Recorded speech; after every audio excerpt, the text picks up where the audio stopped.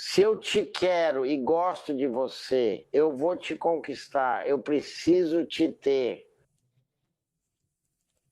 Era assim mesmo, e se eu gosto de você e te quero.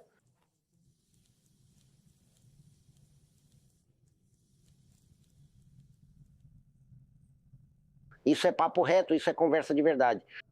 Lembra dele? Esse é o Guerreiro do Bumbum de Os Boondocks, temporada 3, episódio 9 de 2010, um dos personagens mais memoráveis do desenho. Mas muita gente não sabe que Fleece é na verdade uma pessoa real. O episódio de Os Boondocks foi inspirado por um episódio de 2008 da série Locked Up Raw, da MSNBC. Nele, Fleece se imortalizou na cultura dos memes americanos com uma descrição da vida como homossexual no sistema prisional do Kentucky.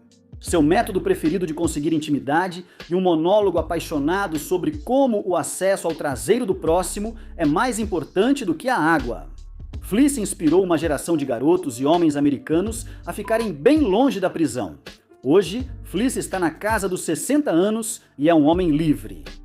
Ele afirma nunca ter sido condenado por crime sexual, nem ser agressor sexual registrado. Como qualquer criminoso notório recém-solto, ele já participou de vários podcasts, e suas histórias são tão engraçadas que esquecemos o quão horrível foi a epidemia de estupros nas prisões dos Estados Unidos da América.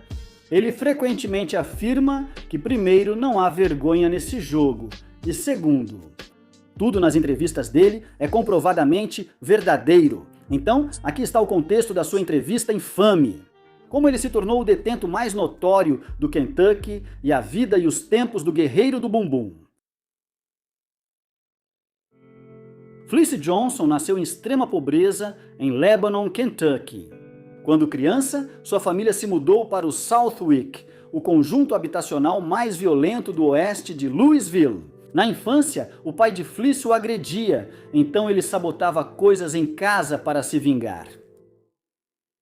Eu enfrentava esse problema quando crescia. Meu pai e outros me batiam, tipo, não encosta em mim, irmão, vou revidar. Mamãe abre a geladeira e a porta cai, papai deita na cama e ela desmonta. Eles sabem que fui eu aprontei, poxa, destruí o Bob Dodge da minha irmã, o trem do meu irmão e o Rod Jelly do meu outro irmão. Até hoje ele não sabe, vou te contar se eu disser que fui eu que fiz isso. Ele tinha um cachorrinho chamado Snoop Dogg, um bichinho de algodão, sabe? Era feito de algodão e eu rasguei e pendurei na porta. Aquele era o brinquedinho favorito dele e eu pensei, ele ficou arrasado com isso, ele estava pronto para morrer por aquele brinquedinho. Tudo isso, irmão, fui eu que fiz, E você sabe, cara, você sabe. Esse hábito o tornaria vingativo e o prejudicaria. Anos depois, aos 12, Fleece roubou seu primeiro carro. Fleece e amigos roubavam carros e provocavam a polícia para serem perseguidos por diversão. E eu costumava roubar carros, eu tinha um joguinho e a gente roubava carros e ia mexer com a polícia. Eu ia direto ao estacionamento. Quando trocavam de turno, eu batia em um deles e eles começavam a nos perseguir.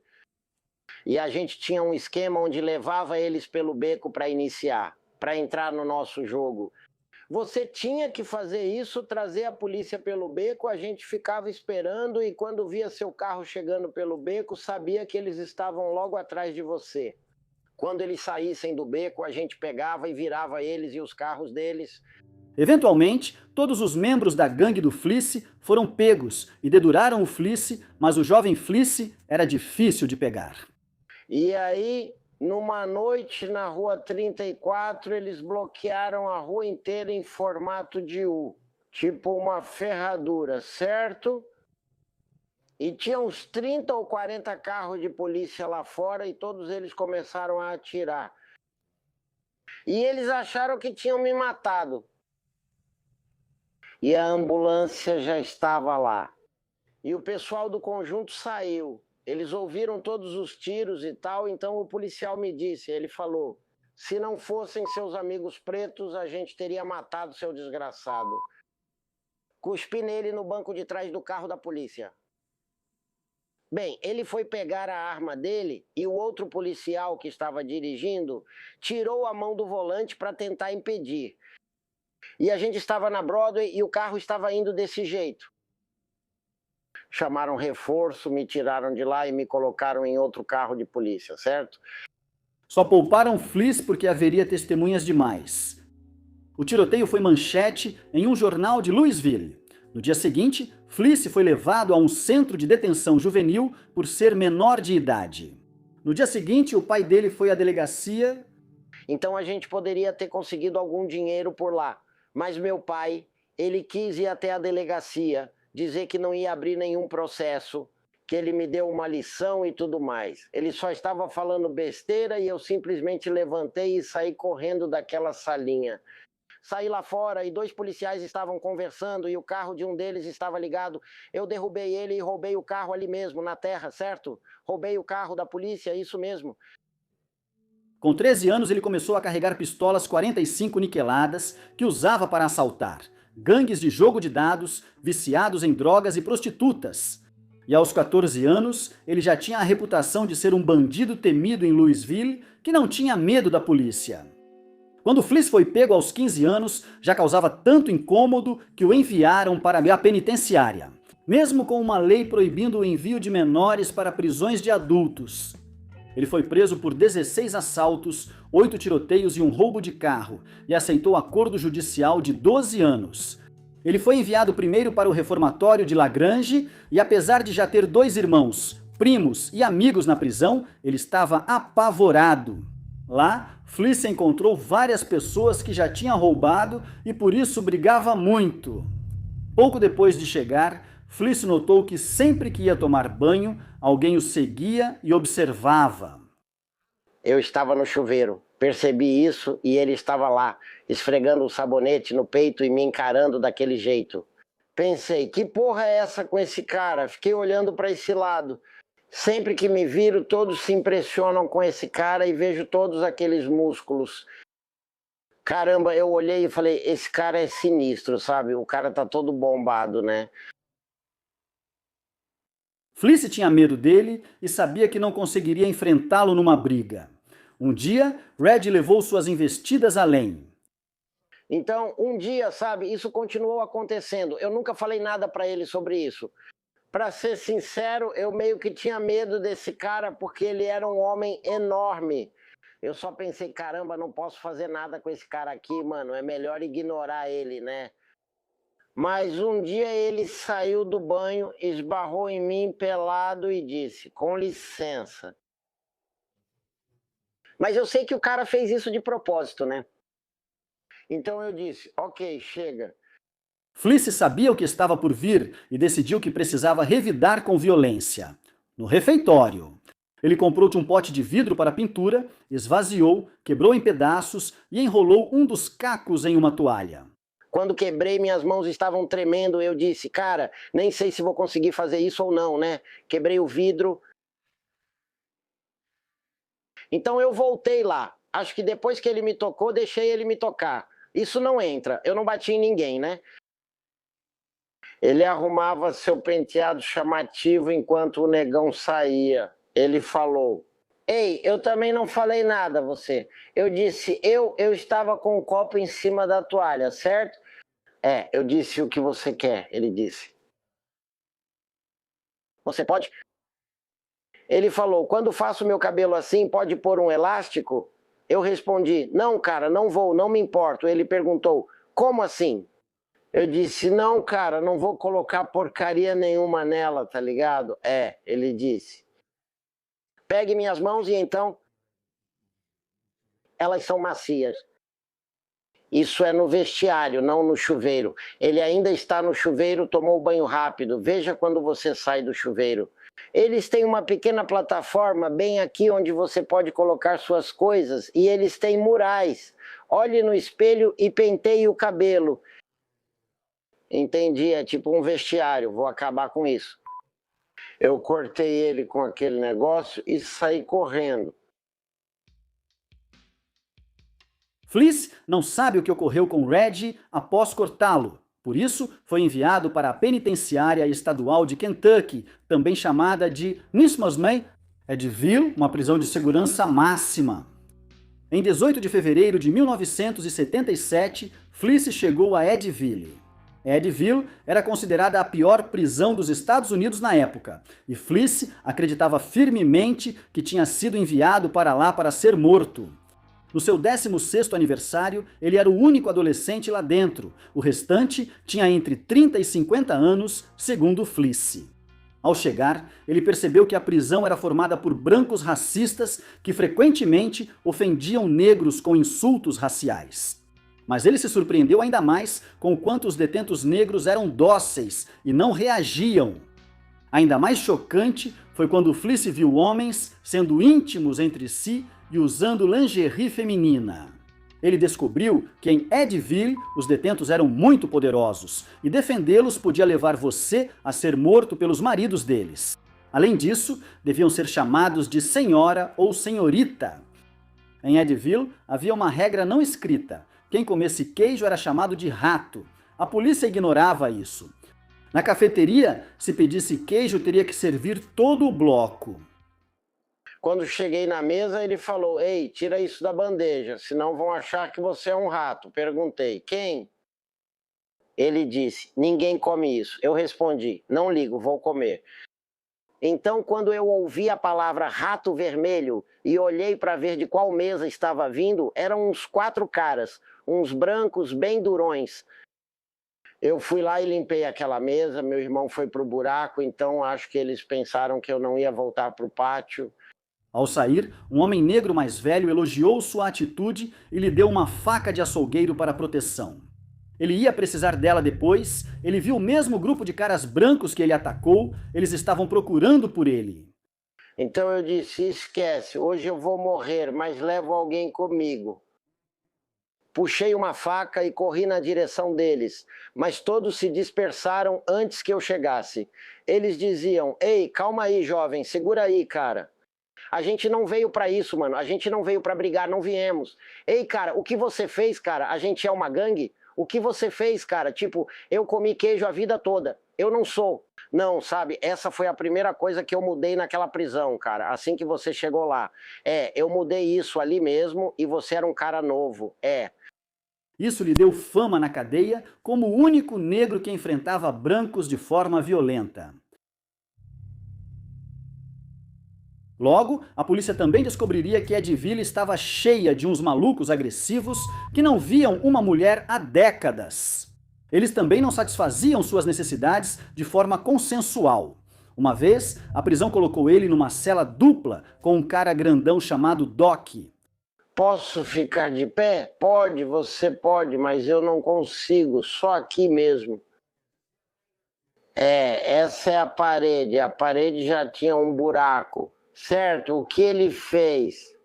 Ele pegou algo de plástico, tipo uma bexiga leve, encheu de ar, colocou pó e talco de bebê, depois colou direitinho. Certo, ele pressionou e encaixou no buraco. Então agora ele tirou uma folhinha parecida, espalhou um pouco de cimento por cima e quando endureceu ele fez assim. Colou fita ao redor do buraco e depois pintou. Bem, você nem percebe que tem um buraco na parede, né? Então, na hora que ele quiser o seu bumbum, ele vai discutir com você sobre isso e depois passar a mão naquela coisa. E quando você ouvir aquele negócio estalar, e ele puxar o braço dele com toda aquela coisa branca nele e tudo flutuando no ar, você vai achar que ele enfiou o punho num maldito show de rock. Então, quem quer brigar com alguém assim? Agora entendi. Então eu estou sentado na cela, ele disse. Ei, eu olhei pra ele, o traseiro dele é vermelho, grande demais, velho, como eu disse. O nariz do tamanho do meu punho, só um cara grande, preto, feio. E ele disse: "Esta cela é tanto sua quanto dele." Eu não disse nada. Bem, ele estava usando um short cheio de buracos. Toda vez que ele mexia a perna, o negócio dele aparecia por um desses buracos e tal, sabe? Ele agia como se nada tivesse acontecido. Dizia, desculpa, colocava de volta, mexia de novo e aparecia de novo. Falei, peraí, cara. Mais tarde, no Child, a polícia contou aos amigos dele sobre o Doc, que então lhe deram uma pequena faca de cozinha. Ele já havia descartado a faca de açougueiro. Então eu peguei. Então agora ele colocou um tipo diferente de bermuda, essa aqui. Os buracos são longos assim. Então, muita coisa vai cair por aqui, certo? Então, eu estou sentado na cama e ele está andando por aí. E ele disse, dane-se isso. Então, eu olhei para ele para ver do que ele estava falando, certo? Ele disse, estou de saco cheio e cansado de ler esse livro esquisito, então joga fora, certo? Ele disse, eu quero o verdadeiro do homem. Eu não estou dizendo bem sobre o que estão falando, certo? Eu sentei e escrevi e... Você entende o que eu estou dizendo? Eu disse o quê? Ele falou, cansei disso. Eu tenho um filho da puta. Eu disse, merda, com quem ele tá falando? Então a porta está trancada, certo? Eu disse, merda, você me fez lidar com isso. Esse cara me matou. Estava pensando, certo? Então ele disse, ele falou alguma coisa, ele disse. O negócio dele apareceu, então falei, ei, tá duro. Dessa vez estava para cima. Então eu disse, ei, por que não me respeita? Ele disse, o que ele disse? A única coisa que vou te mostrar é esse negão grande no seu rabo. E ele acertou aquele buraco, cara, aquilo fez bum. Ele estava balançando o braço dele. Eu poderia jurar que vi a parede tremer, certo? E você nunca tinha visto isso antes. Achei que esse filho da mãe tinha feito isso. Quero dizer, eu achei que ele realmente tinha passado a mão por essa parede. E parecia que o braço dele ficou preso. E quando ele puxou, eu vi aquele monte de coisa branca em cima. Não sabia que era talco de bebê, pensei que fosse uma emenda. E ele veio correndo até mim e disse, fique de pé, se destaque. Cara, eu nem conseguia pensar, eu fiquei tipo... Eu vou dar para ele uma bunda que ele nunca teve na vida, certo? Então eu tô tentando entender, não, sério, eu tô tentando entender como é que eu vou encaixar isso. Tipo, eu tô olhando para isso e assim, eu fico tipo, caramba, como é que eu vou encaixar isso? Eu nem sei se consigo colocar isso em mim ou algo assim, né? Ele disse. Eu disse, fica de pé e tô tipo... Eu fiz assim, sou canhoto. Mas eu tava com a faca bem aqui... E quando mexi, ela me acertou. Eu falei, caramba, agora percebi que me ferrei. É porque você entrou em pânico. Ei, eu me dobro do jeito que você quiser e você vai pegar uma bunda boa, mano. Eu vou te dar. Não, sério, mano, não vou brigar com isso. Mas quando percebi que estava com a faca nele, fiz assim e cortei ele. Cortei pra caramba. Ei, me desculpa. Não, você pode fazer o que quiser. Cortei esse cara tão feio que ele nem conseguia levantar e gritava. Todos os detentos batiam nas portas chamando o guarda. Então, quando o guarda chegou, eu estava perto do vaso sanitário, segurando a faca e balançando ela assim, balançando ela. Eles disseram, larga a arma, larga, só entrega pra gente, vai, cara. Eles conversavam e ele, deitado perto da porta, estava em uma poça de sangue, sem conseguir se levantar. E eu falei, não, eu disse para eles, não vou largar nada, tira ele dessa cela primeiro. Quando você quer que eu largue a faca, eu penso que ele pode levantar e acabar comigo, certo? Então eles abriram a porta e colocaram ele numa maca. As enfermeiras, todo mundo que eu tô falando, cara, eu acabei com ele.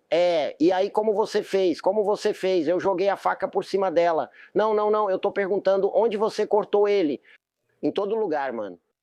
Tornozelos, costas, braço, perna, acertei ele em todo lugar, certo? Você não vai levantar. Fleece foi levado para a solitária, mas não foi acusado pelo ataque. Porque os guardas também conheciam a reputação do Doc na época, ser negro e se machucar gravemente significava uma boca a menos para a prisão alimentar, então os guardas não estavam nem aí. Fleece não sabe se matou o Doc, mas a história se espalhou e agora ele era visto como alguém perigoso. Aos 30 anos, Fleece nunca teve intimidade com uma mulher. Ele se masturbava cerca de 8 vezes ao dia há mais de 10 anos. Ele fazia isso para conter sua violência. Segundo Fleece, na prisão a curiosidade passava de masturbação com revistas de nudez para interesse em coisas doentias. E Fleece já estava no estágio final. Ele queria a coisa real. Fleece diz que não era gay ao entrar e sentia repulsa por anos, mas acredita que qualquer um preso tempo suficiente pensaria como ele. Um dia, um novo detento chegou a Eddyville e Fleece simpatizou com ele. Eu estava lá sozinho, falei, vou tomar banho primeiro. Às vezes é uma batalha. Logo eles abrem, entra e sai rápido porque você vai ver muita coisa lá dentro, certo? E então, quando ouvi alguém no chuveiro, me virei e era ele, aquele que ele estava xingando.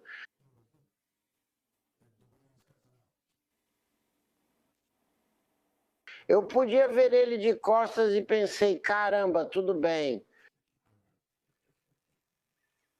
Droga. Era como se estivesse se preparando. Filho da mãe, tipo sentar. Sabe quando passa o sabonete e ele escorre pelas costas? Eu falei, porra, aí eu olhei pela janela e tal, pra ter certeza que não tinha mais ninguém vindo tomar banho. Eu falei, foda-se essa porra, cara. Eu falei, ó. Ele olhou de volta pra mim e eu olhei pra ele. Bem sério, tipo, certo, sabe? Bem sério mesmo. Olha, certo, é. Então eu falei, foda-se, fui lá e disse... Ele disse, sim. Perguntei, posso conseguir algo com isso? Ele disse, você não brinca em serviço. Eu, cala a boca, posso? Vou te dizer o que falar, vou acabar com sua vida, certo? Melhor não contar pra ninguém. Essa foi a minha primeira vez. E foi na bunda de um cara, mano. Fechei os olhos como vocês e disse... Eu nem sabia que podia ser bom, sabe? Eu nunca tinha feito isso. Cheguei aqui como uma criança, entende? Vou dar um filho para essa mulher ou algo assim. Vou dar um filho para essa mulher. Isso é uma transa boa, cara. É isso mesmo. Eu perguntei para ele, eu disse, caramba, minhas pernas e tudo mais estavam tremendo, cara. Primeira vez eu disse, tô tremendo muito. Olhei para ele, você tá bem? Tô bem?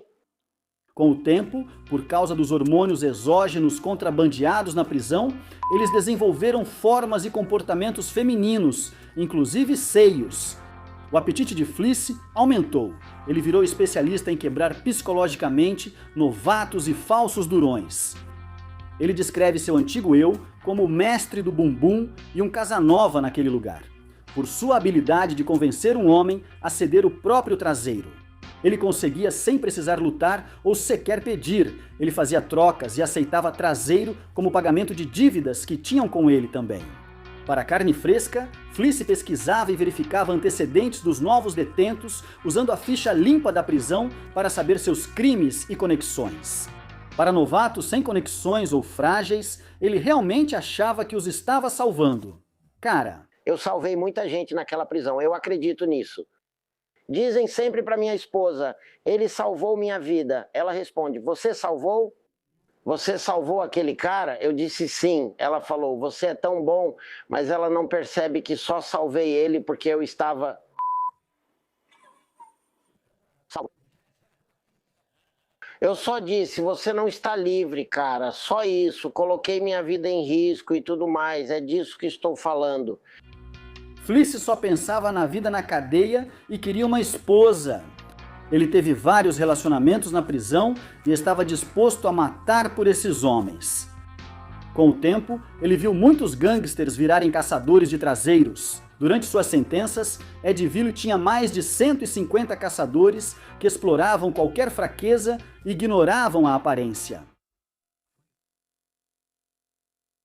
O respeito era essencial na prisão, e Fleece brigava com qualquer um por qualquer desfeita. Em brigas, sua mentalidade era ferir gravemente ou mutilar para evitar retaliação. O que aconteceu com seus dentes? Eu consegui meus dentes, eu tinha todos os dentes. Quero dizer, branco puro perfeito é perfeito. Bem, eu vou entrar, estou no buraco, então estou entrando numa briga com isso. Disseram que já esteve no exército. Todo mundo dizia, não briga com esse cara, esse negão. Sabe judô, karatê? Eu falei, dane-se essa porra toda. Eu tentei. Quem me desrespeitar, certo, vai ter que me enfrentar. Então, quando saímos da minha cela, eu fui pra cima desse negão e eu dei um soco. Cara, eu bati com tudo que eu tinha, mano. E ele me disse, ó, bebê, você vai ter que fazer melhor do que isso. Vem com mais alguém. Coisa de exército e tal. Sabe, ele me pegou, eu tentei acertar ele. E você sabe, do jeito que a gente cresceu, você mete a porrada no cara. Só derruba ele. Ele caiu, acabou, cara. Eu tentei derrubar. Ele me pegou numa gravata, mano. Tipo, a gravata perfeita que eu não conseguia sair. Sério, um encaixe perfeito. E ele tava me enforcando, me enforcou tão forte, eu lutei contra, mano. E foi aí que eu entrei em pânico, né? Eu pensei, ele vai me matar. E todos esses filhos da mãe em volta, eu esperando alguém separar a briga, e os caras só em volta, só olhando, tá ligado? Então eu mordi ele, mordi esse filho da mãe, e quando eu mordi, ele gritou, ai! Aí ele me deu um soco bem aqui, eu achei que tinha quebrado minha mandíbula bem aqui. Eu não consegui abrir a boca, e isso me deixou ainda mais em pânico. Então eu fiquei assim, tentando soltar minha boca dele, e aí percebi o que tinha feito. Rasguei tudo isso aqui. Eu agarrei esse cara como um pitbull. Eu agarrei ele e rasguei tudo isso aqui. Então foi isso que aconteceu. E ele era um guarda, certo? Não, ele era detento, um deles. Uns caras enormes, né? Saíram do exército, tem vários assim na prisão. O cara sai do exército e tal. E então, quando eu vi o estrago que eu fiz, ele levou 32 pontos. Eu falei, caramba, porra. É isso que eu vou começar a fazer, morder esses filhos da mãe. Fleece se surpreendeu com o dano de uma mordida. Na próxima vez que ele mordeu e arrancou a orelha de alguém, ficou irritado ao ver o cara com a orelha costurada. Então decidiu que passaria a engolir tudo. Ele arrancou pedaços de lã com mordidas, mordeu lábios, bochechas e orelhas das pessoas e até uma vez mordeu um cara debaixo do braço e paralisou o braço dele. Ninguém queria lutar com ele. Depois disso, após 34 incidentes de mordidas, o diretor da prisão foi até Eddyville. Ela disse, ei camarada, Frankfurt me mandou aqui pra cima porque eles querem que eu te diga, da próxima vez que você morder alguém, eles vão arrancar todos os seus dentes. Falei, isso é besteira, não podem tirar todos os meus dentes, é ilegal e tudo mais, né? Ela disse, bom, só estou te avisando. Ela disse, você já mordeu 34 vezes. Porra, tô falando de um filho da puta. Eu já mordi ele aqui em cima, arranquei tudo isso aqui, e agora eles não podem devolver esses filhos da puta. Arranquei o lábio de cima deles e tal, e você engolindo essa parada, eles mataram o rocker assim, sem lábio. Eu engoli mesmo. Isso aí, porra. Você não vai pegar de volta, não vai costurar porra nenhuma. Porque o filho da puta teve as orelhas costuradas de volta. Ele teve as orelhas costuradas de volta. Então eu pensei, foda-se isso, mano. Fleece não os levou a sério e mordeu mais 2 pessoas depois. Então, ela voltou. Um guarda veio na minha cela e avisou, você tem visita. Eu pensei que fosse alguém, minha família ou algo assim, família vindo me ver, sabe? Eles me levaram até o hospital e me colocaram no que eles chamam de cadeira de contenção, onde você senta e eles podem te algemar na cadeira. Sabe? Ela é feita desse jeito, então...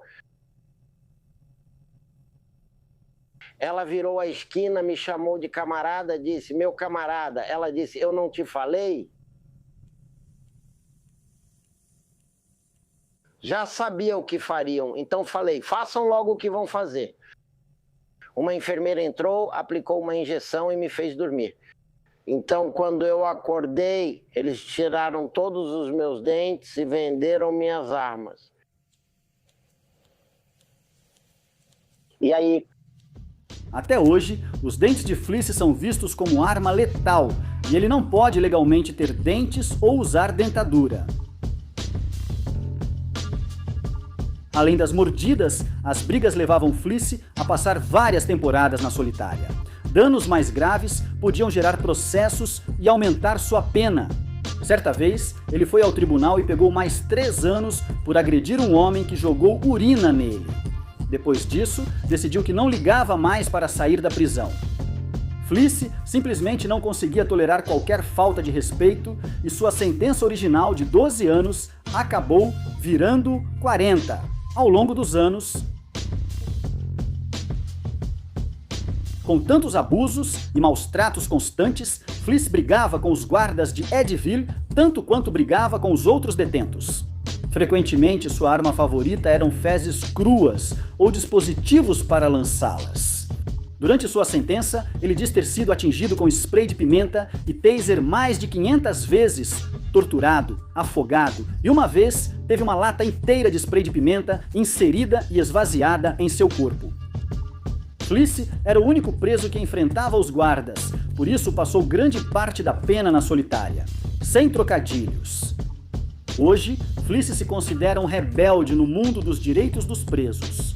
A ordem cronológica não fica clara nas entrevistas, mas aqui estão momentos em que Fleece enfrentou o sistema prisional de Kentucky sozinho. Fleece Johnson provavelmente tinha a reputação de ser o detento mais violento do estado. Ele era conhecido por isso. Arrancar pias da parede, vasos sanitários do chão, o que você imaginar. Ele provavelmente já destruiu. Ele diz que custava ao sistema prisional R$1 milhão por ano. Ele sozinho destruiu a cadeira elétrica da prisão e causou um prejuízo de 650 mil e até saiu no jornal por isso. Construíram uma cela indestrutível para contê-lo no centro de treinamento North Point, deixando-o nu por 8 meses. Ele também não tinha colchão, lençóis ou cobertor. Então eu digo, dane-se, eles não vão, eu não vou morrer lá dentro. Então, quando terminei com ele, arranquei a porta inteira, a porta de aço, arranquei o vaso sanitário, arranquei o assento e derrubei a parede inteira. Derrubei a parede inteira com uma cama e um vaso sanitário. Peguei o vaso sanitário que arranquei do chão e continuei batendo ele na parede até abrir um buraco de fora a fora. Derrubei a parede inteira por causa disso. Ele foi algemado e levado nu ao escritório do diretor. Ele disse, tirem isso dele. O nome dele era Dewey Showers. Se você está vivo, pode me ver agora, Dewey, sorrindo para você. Sim, ele era um caipira arrogante, nojento e metido pra caramba. Disseram, tira essa porcaria dele. Diretor, ele pode surtar, disse. Ele não é louco. O que é isso na minha mesa? É um 38, ele disse. Acredita que está carregado? Eu disse, eu sei que ele está faminto. Quando tiraram tudo dele, ele disse, tá vendo essa janela? Tá vendo aquela cerca? Ele disse, lá longe, se você chegar àquela cerca, eu atiro só uma vez. Pode correr em zigue-zague, dar cambalhotas, o que quiser. Se você tocar naquela cerca, eu te coloco nas ruas. Eu falei, cara, eu não vou sair por essa janela, que se dane isso. Então ele falou pra ele, vai lá e joga ele pra fora. Eu estava escolhendo eles, filhos da mãe. Bem, você pode me tirar por aquela janela, porra. Aí ele atirou, todo mundo congelou. Agora você não deveria estar. Eu atirei pior. Ele atirou bem ali no escritório dele. E eu aposto com você agora, até hoje, que aquele buraco de bala ainda está lá. Aposto que está. Após decidirem que não podiam fazer nada com ele, o diretor devolveu os pertences de Fleece e ainda deu 115 de crédito no refeitório. Ele avisou Fleece que, se aprontasse de novo, atiraria nele. Naturalmente, Fleece não levou o aviso muito a sério. Atravessei o pátio enquanto os detentos andavam e perguntavam: quem é esse atravessando pelado? Fui à sala reservada, peguei minhas roupas e coisas, depois fui à cantina. O diretor já havia ligado para ele. Eles me deram tudo que podiam. Eu sou o único detento na solitária com acesso à cantina, cigarros, todas essas coisas. Então, no mesmo dia, eles tinham uma garota branca chamada Carol. Eu e ela costumávamos xingar um ao outro toda vez que ela aparecia, velha, peituda, ruiva. Eu mexia com ela, xingava. Então, quando ela apareceu, olhou na minha cela e viu todas essas coisas lá. Ela se levantou e disse: sabe de uma coisa? Eles são uns fracos por te devolverem tudo isso. Você lembra? O diretor falou que se eu receber a advertência, ele vai lá e vai embora. Sem pensar, falei: vai se ferrar, sua vadia. Ela respondeu: vou te dar uma advertência. Eu disse: então anota. Eu tentei cuspir nela e fazer toda essa merda, certo? Então eu disse: foda-se. Aí eles vieram.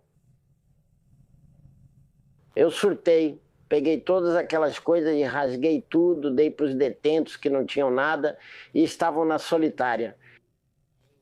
Não comi um biscoito em 6 meses, dei todas as latas de comida para eles, falei: agora estou pronto, pode vir, foda-se eles. Cara, aí o diretor apareceu, um baixinho gordo. Ele veio até mim e falou: o que foi que eu te disse? Eu disse: o que ele disse? Eu não te falei? Vai fazer outra coisa? Eu ia atirar na sua bunda. Eu disse: foi o que você disse. E agora? Aquele cara atirou em mim. Na prisão, Dentro da porra da prisão, atirou em mim. Ok, não me levou para o hospital, mandou uma enfermeira da prisão olhar, ele disse. Só limpe os ferimentos dele e enfaixe. Fliss entrou com um processo, mas coincidiu com a condenação do pai dele. A prisão mandou ele desistir do processo. Ou mandariam o pai dele para Edville, onde Fliss tinha inimigos, então ele desistiu do processo. Ronnie Youngblood era um guarda admirado por todos e quase se tornou diretor. Uma vez, Fliss e Ronnie bateram de frente e Fliss jurou vingança. Ele fez algo comigo. Falei para os colegas de cela dele que não importa o tempo, disse para ele: vou te pegar, irmão. Ei, quando o Fliss te pega, é como uma sentença de morte. 3 anos depois, Vou largar meu emprego, agora mesmo. 3 anos depois, estou a caminho de casa, pronto para cumprir minha sentença. E você não. Nem você esquece de nada. Eu disse que não entreguei para ele. Eles falaram: vai para casa, o que há de errado com você? Eu não sou de ficar de lado. Eu disse: primeiro de tudo, fica fora do meu negócio, não tem nada a ver com você, eu vou conseguir. Então eu peguei um balde de 5 galões de água sanitária e fiquei com ele por umas 4 horas. E quando ele ficou na minha frente, eu fui lá e bum, tudo caiu, tô falando sério, a boca dele tudo derreteu. Aí eles disseram: vão te matar. Eu falei: então tô pronto. Eu tinha uma faca caseira e uma faca de verdade. Então minha porta se abriu. Eu disse: lá vem eles. Eu saí no corredor, cara. Falei para todos os detentos: vejo vocês no inferno, mano. Tô aqui fora. Eu fico com as minas, faço essas paradas antigas. Quando eles viraram aquela esquina, eles tinham um cachorro. Foi a primeira vez que vi um cachorro na prisão. Um lobo. Aquele cara tirou aquilo e falou: mata. O bicho veio correndo pelo corredor e eu fiquei parado. Perguntei: o que você tá fazendo aqui parado? Eu corri e peguei meu colchão da cama, certo? Tentando segurar. Aquele bicho entrou pela porta. Tô segurando ele. Aí veio outro Rockwell. Ele pulou, tentou pular por cima do colchão. Eu tive que cair no chão, subir na cama e agora estou em um canto, certo? Estou tentando impedir ele de pegar. Aí o guarda entrou correndo, pegou o cacetete e tentou bater nos meus dedos para eu soltar o colchão. E aí aconteceu a mesma coisa. Uma faca me atingiu e acabou. Tirei a faca, acertei o cachorro 3 vezes e ele foi para perto do vaso sanitário. Depois matei o guarda. Ao ver a situação, ele correu. Soltaram os cachorros que morreram. Peguei ele e puxei para fora da minha cela, mas já era tarde. Eu disse, leva isso para outro lugar, joga ele no corredor e esquece esse cara. Em resposta, a prisão construiu uma cela tipo o silêncio dos inocentes para Flice. Ele ficou nu lá dentro por 18 meses, enquanto Rony passou esse tempo no hospital fazendo enxertos de pele. Um dia, Flice teria uma visita surpresa na nova cela. Então, depois de 18 meses pelado, eles não me deram porcaria nenhuma. Eu dormi lá embaixo com os ratos, os malditos lagartos e toda aquela merda. Eles trazem esse filho da puta pra dentro, em quem joguei água sanitária. Acabou comigo, um dia. Era a hora do almoço, eles tinham feijão marrom e tinham um hambúrguer sem queijo, só hambúrguer com feijão marrom num copo de papel. Eles disseram, alguém veio te ver. Eu tinha esquecido completamente desse cara. Pensei, putz, nunca mais vou ver esse sujeito. Isso foi 18 meses depois e Deus apareceu na esquina com o rosto todo ferrado e todo aquele lance. E ele estava com minha bandeja de comida na mão. Eles queriam que ele se vingasse de mim. Então ele me entregou minha bandeja de comida. E tinha um monte de cuspe em cima do maldito feijão, feijão marrom. Era tanto cuspe que parecia que 100 pessoas tinham cuspido ali, tudo num copinho de papel. Era dourado, do tom mais escuro possível, sabe? Dava para sentir o cheiro dessa porcaria. Logo me deram a bandeja, senti o cheiro de urina, certo? Cheiro de pneumonia bem forte. E ele me entregou minha bandeja, então passou pelo meu parceiro ali mesmo, na hora. Esse filho da mãe está tentando voltar. E se eu mostrar medo aqui, eles vão fazer essa merda todo dia, vão me atormentar todo dia. Então eu peguei uma bandeja, não usei porra de colher de plástico nem nada. Com as minhas próprias mãos, peguei aquele monte de feijão, joguei na boca, tudo com cuspe dentro, com cuspe mesmo, e comi. Bebi o copo de mijo e disse, obrigado, posso pegar mais? Tava bom, e quando olharam para mim, disseram, ah, ele desistiu. Ele então falou, acabou para mim, eu desisto. Ainda bem, porque se eu não tivesse feito isso, ele teria voltado. Ele teria se tornado o diretor e teria feito questão de todo dia fazer alguma coisa comigo. Então eu disse, cara, estou numa situação agora em que vou ter que tomar uma decisão difícil, sabe? Eu disse, dane-se essa merda, meu corpo. Eu não fico doente mesmo, né? Depois de causar confusão no bloco de celas, Flice foi submetido a um castigo particularmente humilhante pelos guardas, tão grave que nem dá para incluir neste vídeo. Flice estava solto e revidou com força contra os guardas, iniciando a guerra de merda. Quando me deixaram lá por mais de 6 horas e depois me levaram de volta, contei a todos o que aconteceu. Eu falei, olha, não me importa quem você é, não me importa se você está doente.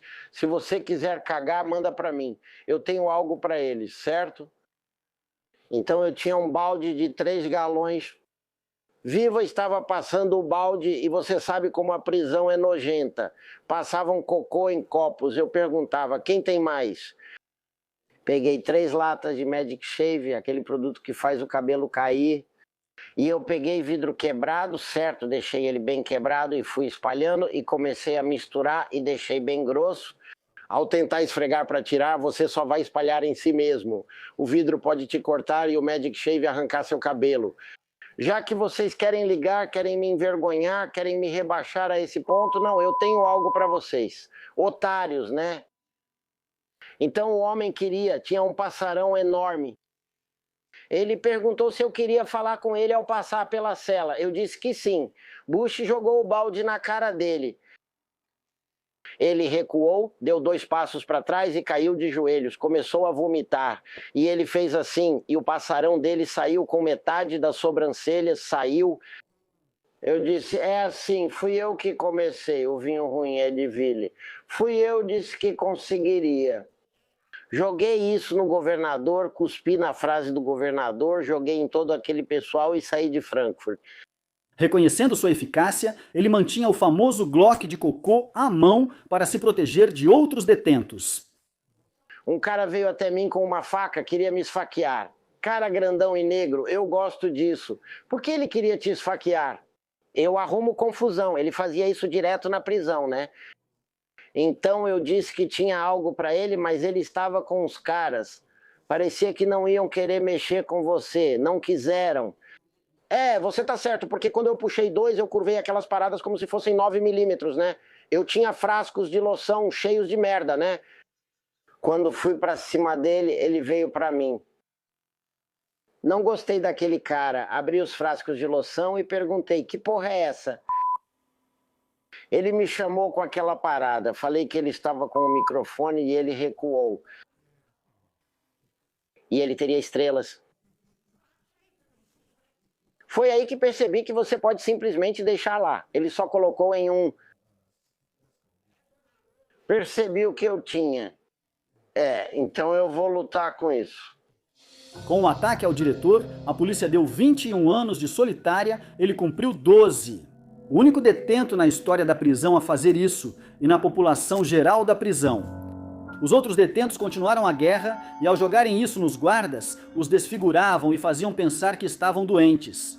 Isso durou 6 anos e, nesse tempo, os guardas evitavam o corredor com medo de serem atingidos por fezes. Isso parou quando as autoridades criminalizaram a prática, podendo levar a mais tempo de prisão. Enquanto muitos enlouquecem em meses, Fliss passou 12 anos isolado lendo e aprendeu a abrir um processo. Quando ele estava pronto para prestar queixa por todos os abusos que havia sofrido, 3 senhoras de Washington, Distrito de Colômbia, vieram ajudá-lo a lutar pelo seu caso. A prisão ofereceu a ele liberdade, dinheiro e uma casa, mas ele recusou para juntar sua queixa a uma ação coletiva que já estava em andamento. Kendrick Contraband. Ele agiu altruisticamente para defender todos os detentos. Fliss presenciou e afirma que seu depoimento foi decisivo para uma decisão favorável. Depois disso, os cacetetes dos guardas foram retirados, as celas tiveram que ser reformadas e hospitais foram construídos. O depoimento de Fliss custou ao Estado 200 milhões e eles o odiaram por isso. Por um tempo, Fliss fez parte do programa Scare Straight de Ed Ville e tinha a fama de fazer os garotos chorarem. O diretor chamou Fliss e pediu que ele apresentasse para todos os menores infratores dos Estados Unidos da América. Fliss já cumprira mais de 30 anos e não planejava sair. Pensou em fazer algo bom pela primeira vez, mas preferiu chocar a América. Em vez de dar conselhos genéricos às crianças, Johnson seguiu contando à nossa equipe como satisfazia seus desejos sexuais. Principalmente nas décadas de 1970 e 80, quando ele era mais ativo e a segurança nas prisões era mais frouxa. Quando eu vejo e ele me parece bom, quando eu vou vê-lo, eu digo, você vem aqui. Eu disse, estou te dizendo que eu gosto de você e eu quero você. E tudo o que podemos fazer é sair pelo caminho mais fácil do corredor. Então, o Charlie Mandíbulas, certo? E sempre era aquela MSNBC entrando. Eu quero dar uma entrevista, então eu disse, ok, eu vou dar a entrevista, mas vou falar o que eu quiser. E então, enquanto a gente estava fazendo a entrevista, um deles que estava me entrevistando, eu sabia que ele era gay, certo? Então eu toquei nele, eu disse, se você estivesse aqui dentro, eu te F. Eles pagaram, chamaram o guarda e disseram, tira ele da minha cela, certo? Mas ele sabia do que eu estava falando. O caso chamou a atenção dos roteiristas de Os Boondocks, que em 2010, na 3ª temporada, episódio 9, fizeram de Fliss uma celebridade da internet. Fliss não tinha ideia de quão famoso ele era, até que, inesperadamente, foi solto. Assim que entrei naquela sala, falei para ele chupar meu beijo, minha bunda, vai se foder, foda-se Franklin, foda-se todos vocês. Chutei a cadeira e saí andando. Mesmo assim, para sua surpresa, ele ainda conseguiu a liberdade condicional. Fleece ficou irritado com isso porque estava vivendo bem na época e não tinha desejo nem intenção de sair. Ele achava que tinha vencido o sistema até ser expulso da prisão. No mundo livre, Fleece enfrentou dificuldades. Quando percebeu sua infâmia, passou a ser reconhecido na rua. Foi demitido de 40 a 50 empregos após checagens de antecedentes. Ele chegou a ser rejeitado por igrejas. Ao juntar as peças, suspeitou que a prisão o colocou no cais para prejudicar seu nome. Vingança por todo o dinheiro que ele lhes custou. A polícia desaprovou a apresentação dele no cais, achando que o fizeram parecer um predador para dificultar sua vida nas ruas. Ele também ficou igualmente irritado com a forma como foi retratado no interior e até hoje nunca assistiu ao episódio completo. Hoje, Fleece é casado e feliz com uma mulher que conhece toda a sua história. Ele afirma que ainda está aberto a voltar para o crime se as coisas não derem certo e só sente falta de uma coisa. Se houver alguém aí que possa me ajudar a conseguir um pouco de prazer, entre em contato comigo, por favor. Você pode fazer isso por mim? Por prazer? Cara, você pode entrar em contato com o meu empresário e avisar que você enviou algumas fotos? Eu vou ver o que você tem. Eu não me importo se é o Harry ou quem for, eu sinto falta de prazer. Então, se você puder me ajudar, não estou pedindo uma mudança, não estou pedindo 2 ou 3 vidas, estou pedindo um pouco de prazer. Alguém aí pode me ajudar a conseguir um pouco de prazer? No início dos anos 2000, surgiu uma história surpreendente sobre o bem-estar de John Gotti na prisão durante um julgamento do rico. Para a Irmandade Ariana, fundada em 1964 na prisão de San Quentin, na Califórnia, era uma ameaça em todo o país. Em 2002, a liderança da inteligência artificial foi alvo de um dos maiores casos de pena de morte na história dos Estados Unidos da América. O relato mais detalhado do incidente envolvendo Gotti veio à tona em um site sobre crime organizado. Segundo a história, após um comentário racial depreciativo, John Gotti, que já foi o maior mafioso dos Estados Unidos, sofreu uma surra brutal nas mãos de um detento negro. A história foi algo que o advogado de Gotti negou e sobre o qual a prisão se recusou a comentar completamente. Muitos se perguntaram como isso pôde acontecer com John Gotti, o criminoso mais temido dos Estados Unidos da América. Anos antes, no julgamento, também veio à tona que Gotti pode ter pago $500 mil para AB matar o detento negro Walter Johnson. Mas depois de anos de suspense na prisão, a AB nunca cumpriu o serviço. John Gotti morreu de câncer e Walter Johnson saiu ileso.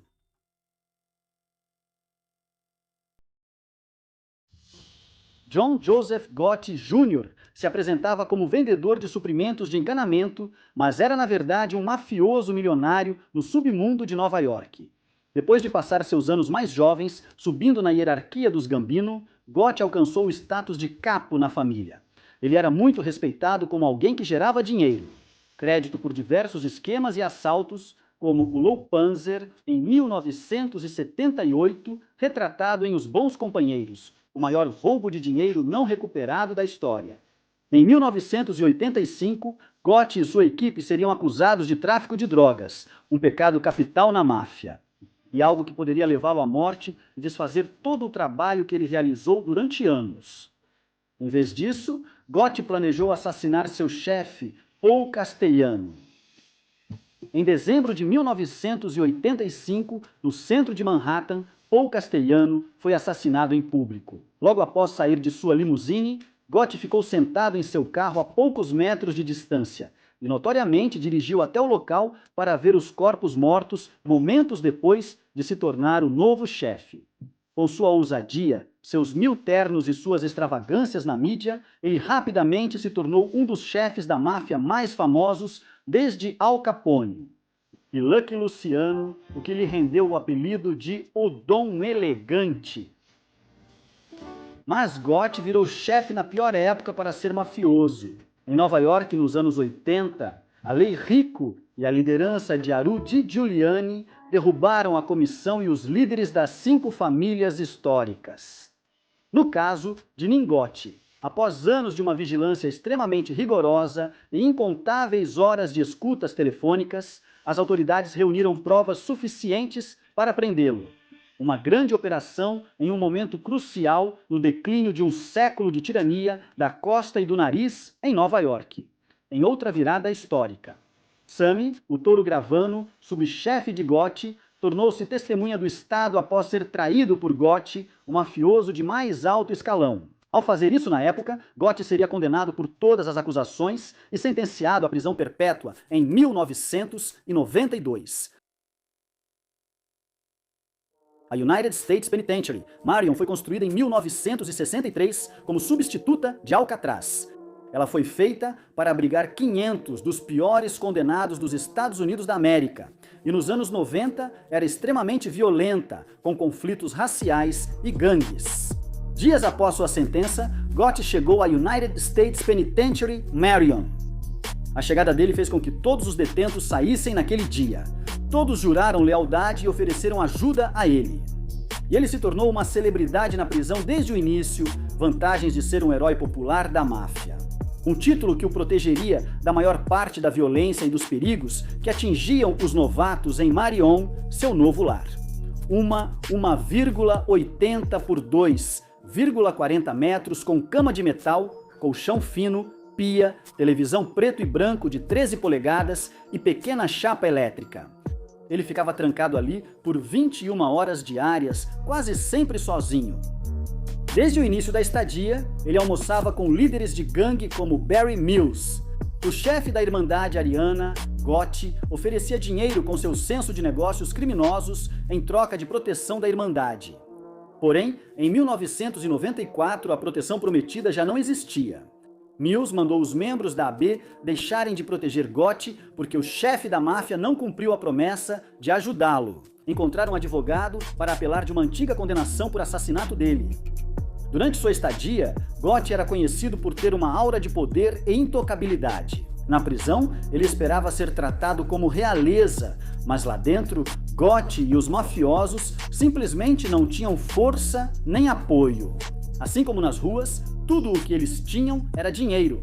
Gotti era conhecido por comprar itens do refeitório para todos na prisão para aumentar seu poder.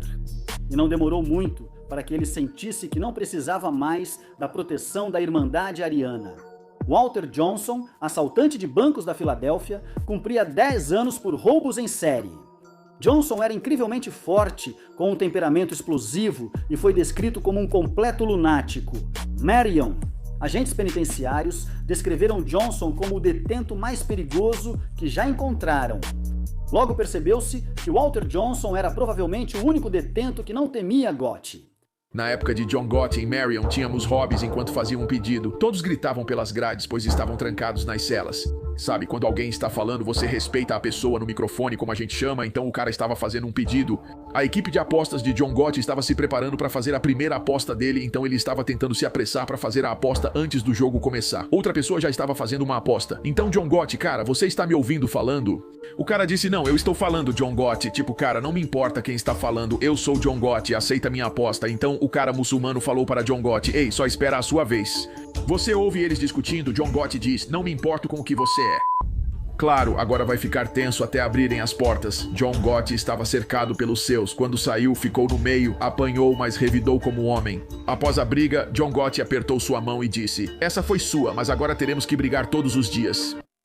Não era estranho a prisão. Já tinha sido preso antes e entendia bem a dinâmica da cadeia. Mas isso foi anos antes dele ser um chefe. Agora, seu novo ego inflado possivelmente fez com que ele pensasse que era intocável, até mesmo na cadeia. Manter o respeito e vingar a menor forma de desrespeito é crucial no sistema prisional dos Estados Unidos da América e insultos raciais exigiam uma resposta imediata com violência. Johnson agora tinha uma conta a acertar com Gotti. No dia seguinte, após as portas abrirem, Johnson, 20 anos mais novo, aproximou-se furtivamente, deu um soco que derrubou Gotti e o espancou, ciente de quem atacava.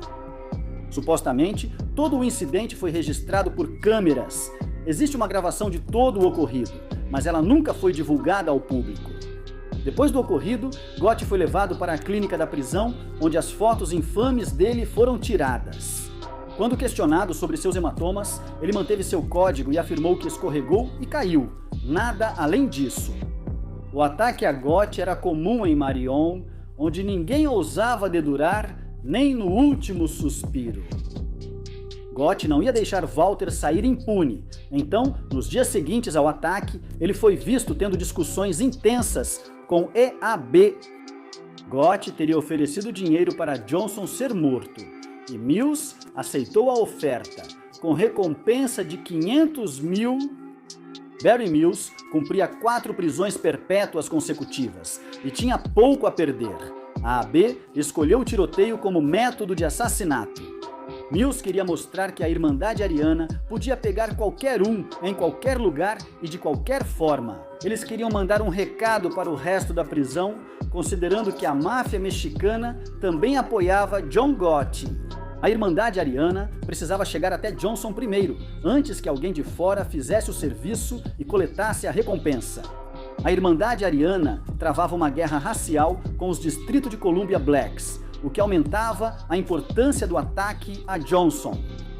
Segundo relatórios da prisão, em 97 colocaram uma bala sob a porta de Johnson para simbolizar como ele morreria. Johnson ficou isolado, dificultando o acesso da Irmandade Ariana.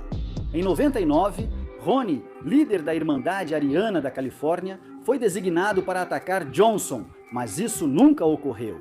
Barry Mills teria pedido a Yandel para cancelar a missão, pois Yandel logo estaria em liberdade condicional e seria mais útil à gangue fora da prisão.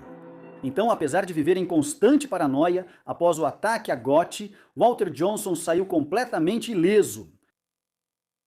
Johnson foi libertado condicionalmente em 2001 e acabou em Washington, Distrito de Colômbia. 4 semanas após ser libertado, ele tentou entrar no metrô pulando a catraca. Marley Moraes, imigrante da Guatemala de 33 anos e policial há 1 ano, atendeu uma ocorrência de passageiro que não pagou a passagem. Quando chegou lá, entrou em uma briga com Johnson, foi desarmado e morto a tiros. 4 semanas depois, após uma grande caçada policial, um Johnson desesperado foi preso em um carro roubado na Filadélfia. Ele supostamente agrediu 3 policiais e tentou pegar a arma de um deles antes de ser detido. Ele acabou na cadeia de Washington, Distrito de Colômbia, após a prisão, uma das cadeias municipais mais violentas do país.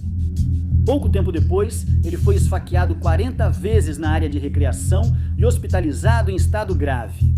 Ninguém sabia o motivo do ataque, mas vingança pela surra em Gotti era uma teoria plausível. Também foi alegado que o ataque possivelmente foi ordenado pela Comissão de Ordem e Segurança, considerando que Johnson havia matado um policial. Johnson sobreviveu, mas depois pegou prisão perpétua sem direito à liberdade condicional. Agora ele está em administração de máxima segurança Florence, junto com Chapo e outros.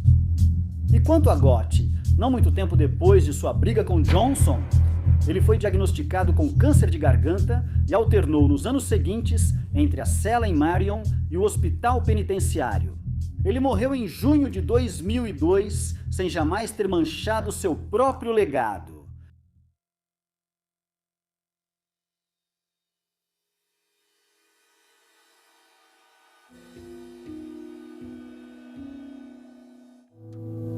Toda a instituição está em confinamento geral. Os prisioneiros foram alimentados nas celas. Amanhã, San Quentin não receberá visitantes. O clima é descrito como tranquilo, porém tenso. As 6 mortes tornam este motim o pior da história moderna de San Quentin. O incidente mais violento de San Quentin resultou em uma cena macabra no centro de ajustamento da prisão. Entre os mortos estavam 2 detentos brancos no corredor e 3 guardas empilhados em uma poça de sangue na cela e no pátio. George Jackson, fundador da família guerrilheira negra, em um massacre de 33 minutos, George Jackson e os 6 de San Quentin preparariam o cenário para um dos julgamentos mais longos e caros da história da Califórnia e um dos períodos mais tensos da história da Bay Area. A rápida ascensão, fama e queda de George Jackson ocorreram em um momento crucial das relações raciais, do sentimento anti-guerra e da luta contra o comunismo. No final, o visionário comunista nunca conseguiu a revolução armada com que sonhava. Mas qual é a história por trás do homem que chamavam de o próximo Malcolm X? Jovem? George teve sua atitude e personalidade moldadas nos bairros difíceis de Chicago. Mesmo com ambos os pais em casa, foi rebelde e pequeno ladrão. Após várias prisões, o pai dele levou a família para Los Angeles para afastá-lo da criminalidade. Os Jacksons mudaram-se para Watts, mas logo viram que o bairro não era muito melhor, e George continuou como antes. Em 1961, George foi acusado de roubar $70 de um posto de gasolina. Apesar das provas de inocência, o advogado sugeriu que ele se declarasse culpado devido ao histórico anterior, buscando uma pena menor. Aos 19 anos, Jackson foi condenado à prisão perpétua, uma pena indefinida. No início, ele era malandro, bandido e valentão na prisão. Em alguns anos, recebeu 47 advertências, perdendo a chance de liberdade condicional. Essas advertências resultaram em 7 anos de confinamento solitário. Seguindo a sugestão de um colega de cela, ele dedicou esse período ao estudo das obras de Marx, Lenin, Fanin e Mao, importantes pensadores comunistas. Eles transformaram completamente a mente de George, e ele foi evoluindo, lentamente, de um bandido para um teórico. Para Jackson, toda a literatura comunista lembrava a luta de seu povo contra o racismo nos Estados Unidos. Especialmente em uma era do Partido dos Panteras Negras e dos assassinatos de Martin Luther King, Malcolm X e Fred Hampton. Em 1966, ele fundou a família guerrilheira negra com W.L., Nolan, um amigo próximo, e Pantera Negra. A Black Guerrilla Family foi a primeira gangue negra politizada nas prisões, que tinha como objetivo consolidar o poder negro na prisão e um dia derrubar o governo dos Estados Unidos da América. O meio para isso era uma revolução armada. A família guerrilheira negra idealizava e romantizava essa ideia. Quando não estava na solitária, Jackson liderava grupos de estudo na prisão. Ele tinha uma influência enorme sobre os detentos negros agora, e eventualmente as autoridades perceberam isso. A influência de Jackson no sistema prisional e sua consciência política acabaram mantendo-o preso. Antes de sua morte, ele já havia cumprido 10 anos de sua sentença, o período mais longo que alguém já cumpriu em uma pena de 1 à prisão perpétua. A nova versão de George Jackson era vista como o homem mais perigoso do sistema prisional. Os anos 70 foram uma época tensa. Nas prisões da Califórnia, 9 agentes penitenciários e 24 presos foram mortos entre 1970 e 1971, e a maioria dos agentes era branca. Eram conhecidos por provocar conflitos raciais. George e W.L. Nolan foram transferidos para Soledad em 1969. Naquela época, Soledad já era notória pelas gangues raciais que se formavam lá, sendo a máfia mexicana, a família Nuestra e a Irmandade Ariana as principais. Soledad virou centro de assassinatos raciais de todas as raças. Em 13 de janeiro de 1970, o pátio da prisão foi reaberto após meses. Uma guerra racial entre brancos e negros se formava, todos sabiam. Meses antes, um detento negro fora assassinado e eles queriam vingança. No dia, pouco depois dos detentos se reunirem no pátio, começou uma briga. W.L. Nolan, também boxeador, teria dado o primeiro soco de uma torre de vigilância. Houve gritos, alguns assobios, mas nenhum aviso usual. Hope Miller atirou com seu rifle e acertou o coração de Nolan. 2 disparos adicionais mataram mais 2 homens negros. Um preso branco foi baleado e ferido, mas só os 3 presos negros morreram naquele dia. Os prisioneiros negros se indignaram ainda mais quando os assassinatos foram considerados justificáveis. 3 dias depois, um agente foi espancado, arrastado por 3 andares de escada e jogado do alto da prisão. Os detentos podiam ouvir as chaves dele tilintando no ar enquanto ele caía para a morte. O agente John Mills foi encontrado morto no térreo. Um bilhete preso a ele dizia: "Um já foi, faltam 2. Os supostos culpados, conhecidos como Irmãos Soledad, tinham Jackson como líder. Foram levados ao tribunal acorrentados e algemados, com poucas provas. Primeiro deles foram julgados por terem ligação com militantes negros. Irmãos Soledad, livro baseado em suas cartas da prisão e ensaios políticos, foi publicado durante o julgamento, tornando-se sucesso mundial e dando a Jackson milhares de apoiadores que defendiam sua libertação ou fuga.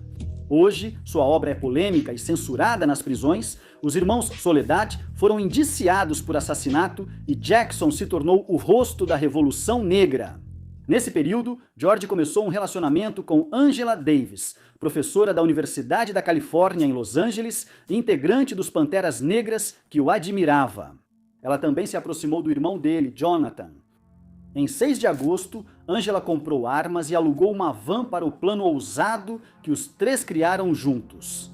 Jonathan Jackson, estudante de 17 anos de Pasadena, nunca teve problemas com a justiça. Durante anos de cartas na prisão, Jonathan passou a idolatrar George e suas ideias sobre raça, sociedade e revolução armada. Em seus diários pessoais, ele fez a pergunta: "O que você faria se fosse seu irmão?" Em 7 de agosto de 1970, às 10h45 da manhã, Jonathan entrou no tribunal do condado de Marin com várias armas escondidas sob o sobretudo preto. Assim que entrou, ele sacou uma carabina M1 e gritou: "É agora, ninguém se mexe!" Quando Jonathan invadiu o tribunal, George não estava presente. O que ele precisava eram reféns para conseguir a libertação de George. Ele apontou uma arma para a cabeça do juiz Harold Haley e entregou uma arma para James McClain, o réu, naquele dia. Ele foi acompanhado por Rochelle McGee, uma testemunha no julgamento, e William Christmas, um prisioneiro que saiu da cela de detenção. O juiz Haley teve que ligar para o xerife e convencer a polícia a recuar. Os 4 sequestradores reuniram 5 reféns, amarraram todos juntos com fio de piano e prenderam uma espingarda sob o pescoço do juiz com fita adesiva. Na saída, eles passaram por vários policiais no corredor e por um jornalista que tirou várias fotos dos acontecimentos. Naquele dia, Jonathan exigiu a libertação de George e dos irmãos Soledad até 12h30 daquele dia. Ele afirmou: "Nós somos os revolucionários. Os irmãos Soledad devem ser libertados para as câmeras." Mas quando chegaram à van do lado de fora, já estavam cercados por guardas de San Quentin que estavam por perto fazendo exercícios de tiro. Jonathan assumiu o volante e tentou fugir, mesmo com todos os rifles apontados para eles. O plano era levar os reféns até um aeroporto, e embora o xerife do condado de Marion tenha ordenado que deixassem a van passar, o sargento de San Quentin não recebeu a ordem. Para piorar, James McClain, no banco da frente, teria atirado nos policiais, iniciando minutos frenéticos. Quando os tiros da van cessaram, policiais se aproximaram e acharam Jonathan e McClain mortos no banco da frente, com uma cena sangrenta atrás. O promotor adjunto Gary Thomas havia tirado uma arma de Jackson e atirado nos sequestradores, iniciando um tiroteio a curta distância em meio ao caos. A arma sob o pescoço do juiz disparou e o matou. William Christmas também foi morto a tiros. Gary Thomas ficou paralisado para o resto da vida devido a 3 tiros acidentais disparados por agentes de San Quentin. Rochelle McGee foi o único sequestrador que sobreviveu e todos os outros reféns sobreviveram ao ocorrido. Angela Davis, que comprou algumas armas, foi alvo de uma caçada nacional. Presa em Nova York 2 meses depois, foi julgada e absolvida. George disse sentir orgulho da ação revolucionária do irmão naquele dia.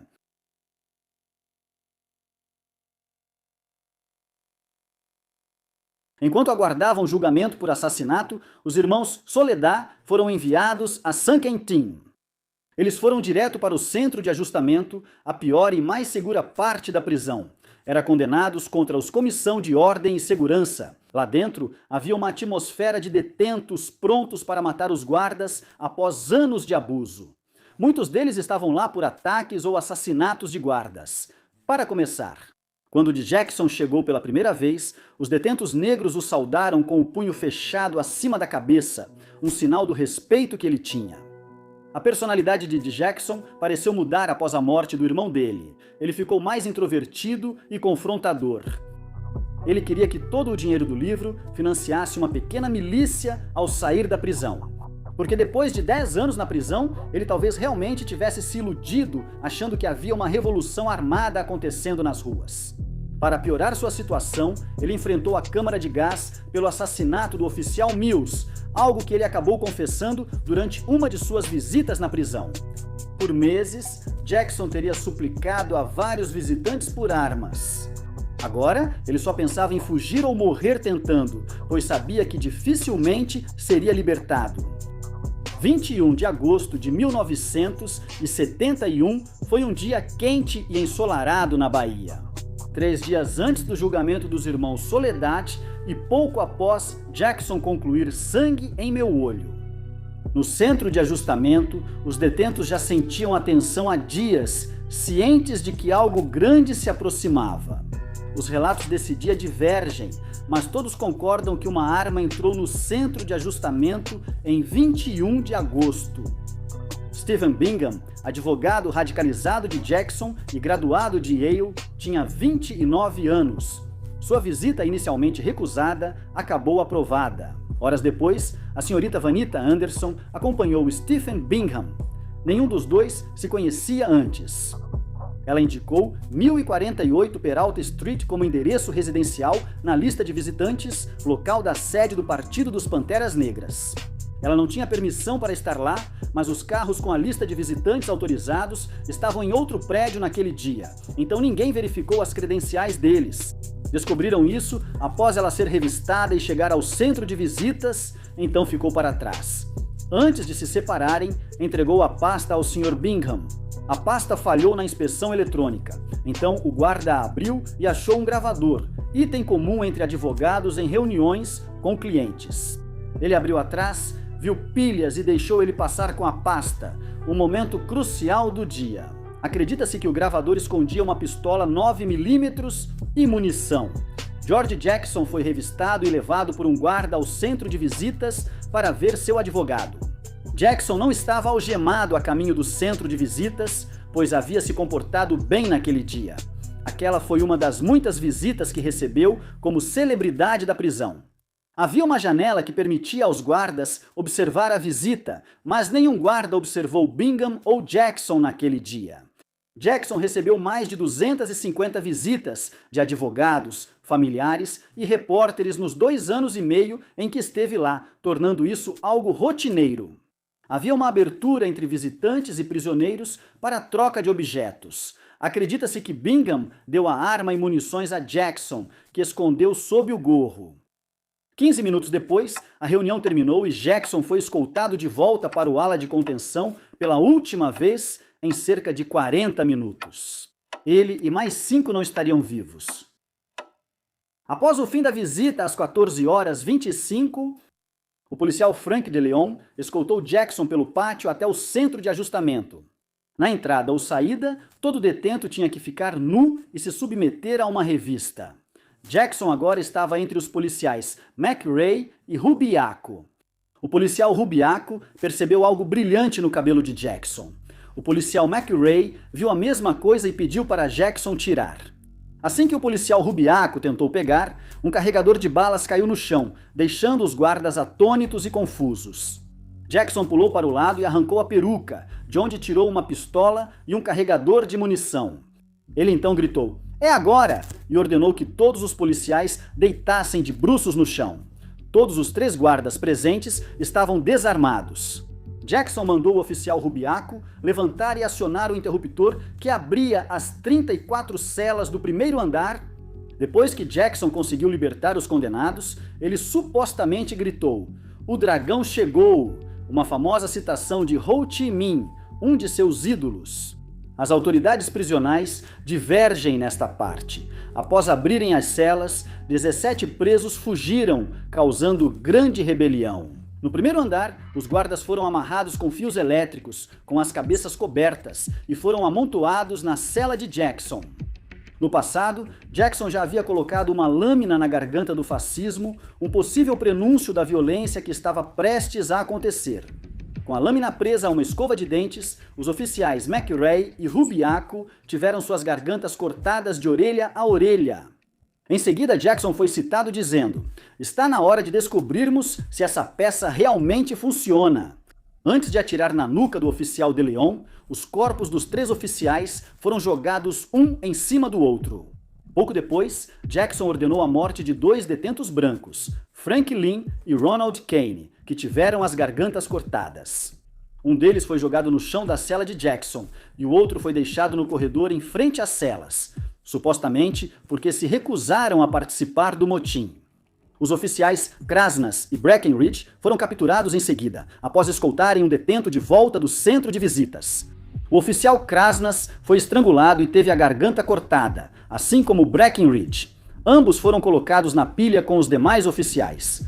Sem saber de nada, o sargento Ziri Graham entrou pela porta da frente do centro de ajustamento para buscar o já falecido oficial De Leon para outra tarefa. Ele foi capturado. Depois, o oficial Adams olhou pela porta logo após deixar o sargento Graham passar e viu George Jackson olhando para ela. Uma bala de Jackson raspou em seu braço. O sargento Graham foi forçado a entrar em uma cela e morto a tiros momentos depois. O alarme soou às 14h40, depois que Jackson atirou no oficial Adams. Os outros guardas foram alertados e pegaram metralhadoras. Pedidos de ajuda foram feitos, e patrulheiros armados da Polícia Rodoviária da Califórnia e delegados do xerife do condado de Marin correram até a prisão, bloqueando todas as estradas de acesso. Na confusão das sirenes e gritos, George Jackson andava em choque, talvez pensando no próximo passo do plano. Ainda com a arma na mão, George Jackson foi citado dizendo: "Sou eu que eles querem." Jackson e Johnny Espanha se agacharam perto da porta com bombas caseiras nas mãos, em uma tentativa desesperada que só pode ser descrita como um último esforço. Eles correram pelo pátio em direção ao muro quando tiros vieram do corredor de armas na varanda. Após os tiros, Johnny Espanha se escondeu nos arbustos em frente à capela da prisão até o fim do motim. Após correr 9 metros, Jackson foi baleado no tornozelo e caiu ao tentar se levantar. Um segundo tiro entrou em suas costas e saiu pelo topo da cabeça. Foi o fim dele. A bomba em sua mão acabou sendo apenas água e ácido clorídrico.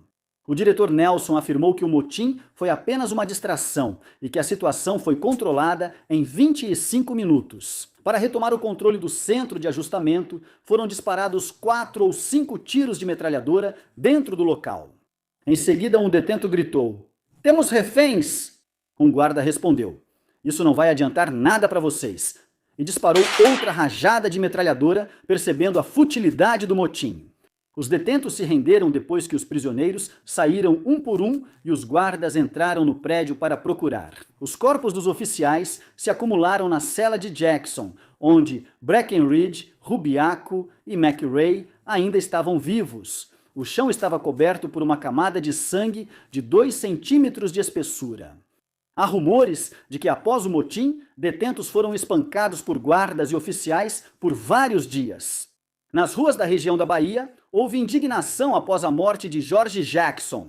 Uma estação de rádio foi bombardeada e um policial foi morto em uma delegacia de São Francisco em retaliação. O julgamento dos 6 de San Quentin, os principais responsáveis, custou mais de 2 milhões e durou 16 meses. O julgamento foi sombrio, com alegações de racismo e teorias da conspiração de que o governo planejou a fuga de Jackson para poder assassiná-lo. O Partido dos Panteras Negras arcou com os honorários de 5 dos 6 réus, enquanto Hugo Pinell optou por se representar.